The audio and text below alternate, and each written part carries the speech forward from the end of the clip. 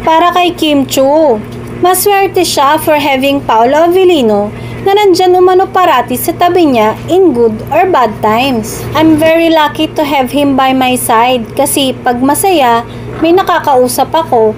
Pag malungkot, may nakakausap din ako. Pahayag ni Kim sa kanyang panayam sa media conference ng Linlang kung saan naka-zoom parehas ang dalawa dahil parehong positibo.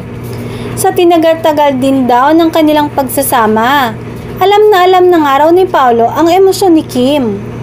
He understands me fully. Kahit hindi ako magsalita, sasabihin niya, "What's wrong?"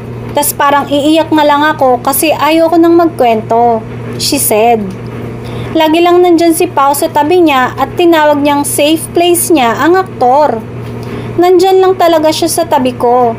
I'm happy that he is my safe place, aniya. Of course, lagi ring nandyan ang aktor para suportahan siya at ganun naman din daw siya sa aktor. Kami naman, we support each other talaga. Parang we're really each other's #1 supporter or #1 fan. Hinahype namin yung isa't isa when we feel down, say pa ng aktres. In fairness, napakarami na ring intrigang pinagdaanan sina Kim at Paolo sa kanya-kanyang naging relasyon pero nananatili pa rin daw talaga silang matatag and getting stronger pa nga habang tumatagal ang kanilang pagkakaibigan.